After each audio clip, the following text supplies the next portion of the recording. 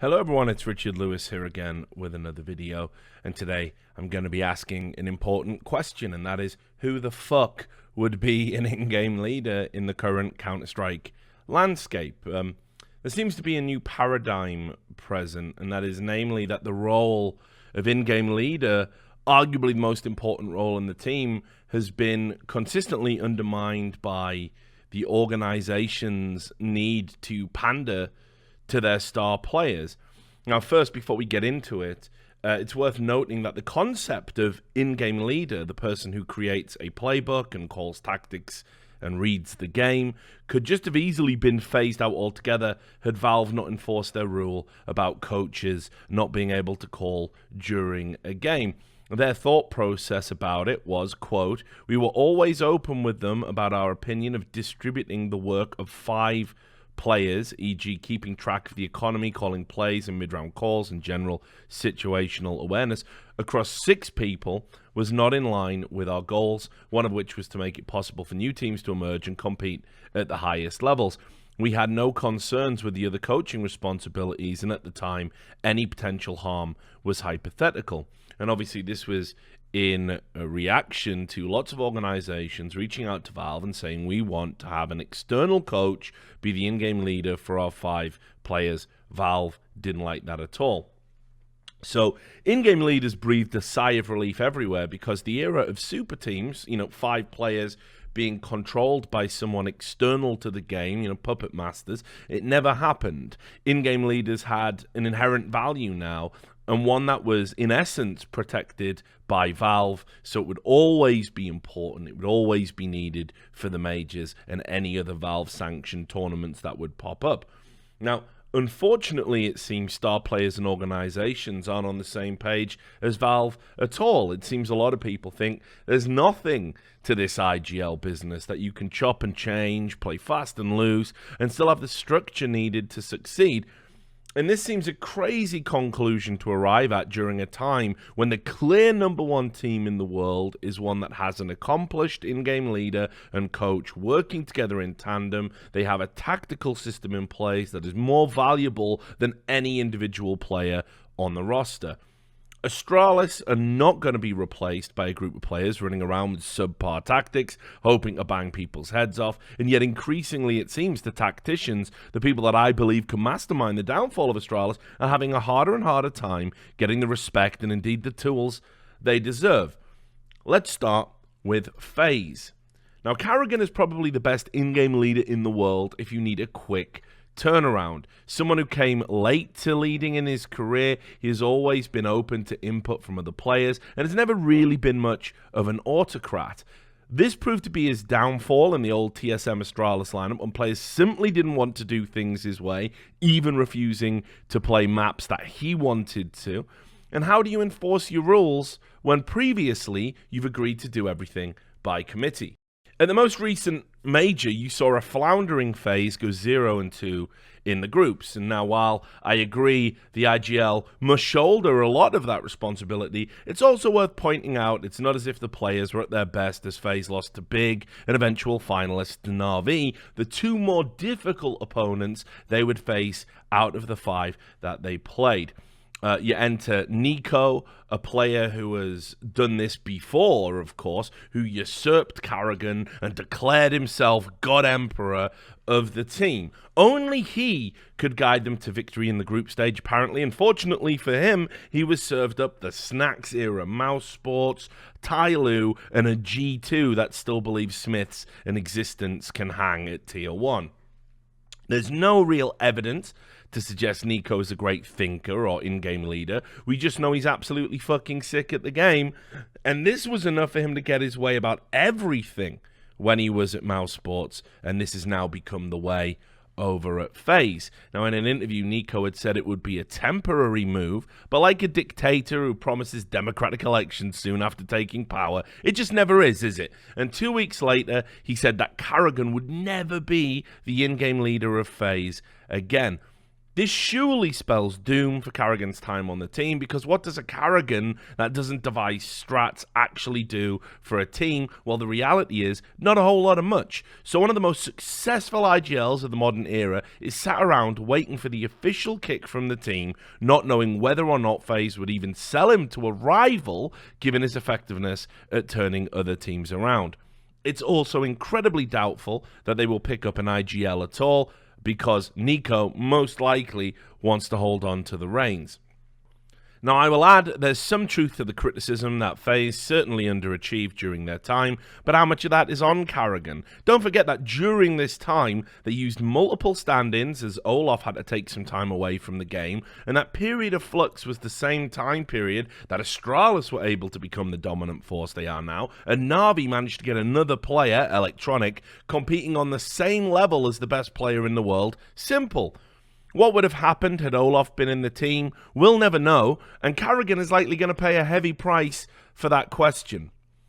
It seems as well, even if you overthrow Astralis, it's not enough to cement your position securely. Let's look at MSL. Now, MSL's always been an idiosyncratic in-game leader who has historically fallen out and removed players from rosters he probably shouldn't have, and who also has his own superstitions that have probably held him back against certain opponents. But despite that, you will not find a better prepared IGL in the world. Someone who fastidiously watches demos and constructs strats on that basis, who anti-strats as well as anyone in the game. MSL was most recently able to defeat Astralis in a best of 3, not once, but twice at the same tournament, namely DreamHack Stockholm. And afterwards, in an interview, he said he watched 150 Astralis demos to get to that point. Now, not only did North win the competition, but MSL was also given the MVP award for his performances, having reinvented himself as an AWPer just for the system to work.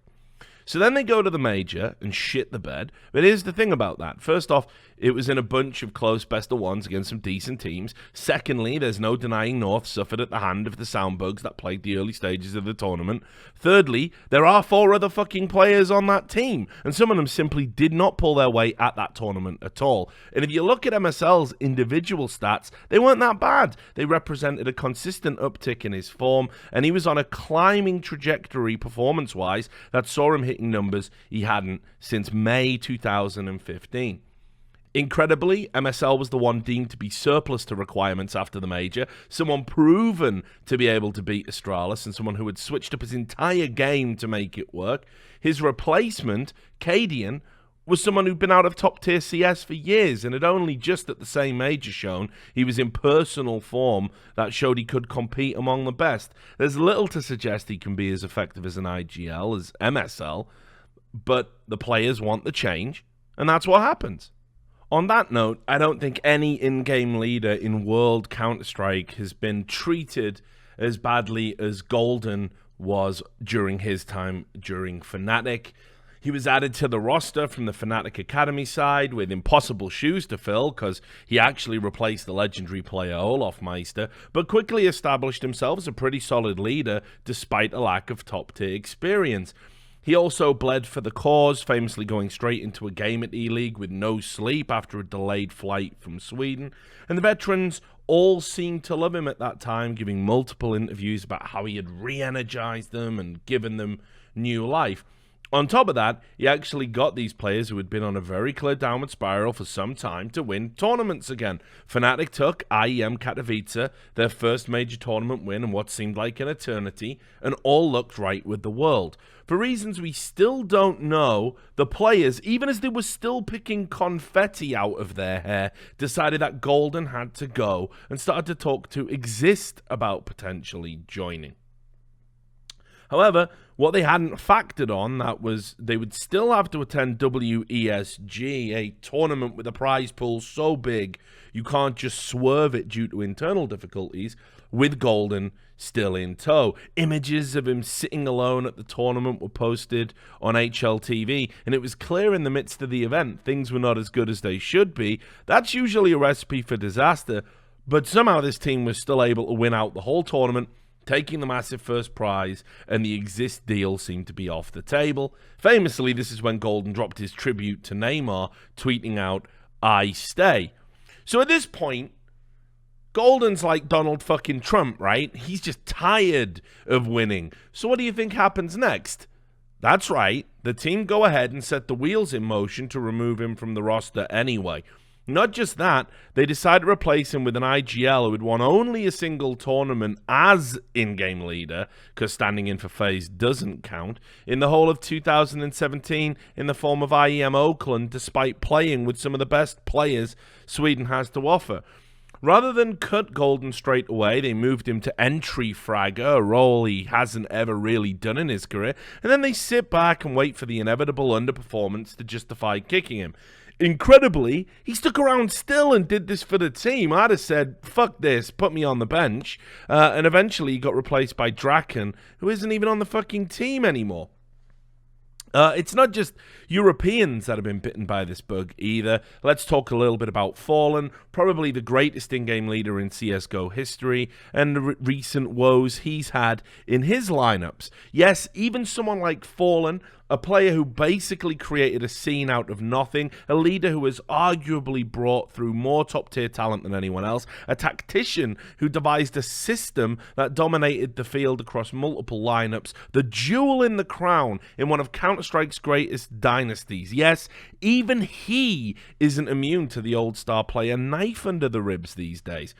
When SK Gaming really started to struggle, there was a lot going on behind the scenes. The team had been at loggerheads with the organization for a while, communications had broken down irreparably, and a move to the Immortals management control made in Brazil had been agreed upon, but it was on a delayed basis. Now, famously, you'll remember the team brought in Bolts after the collapse of Immortals. We won't talk about that debacle, and they said that this was going to be the team that would take them to the next level.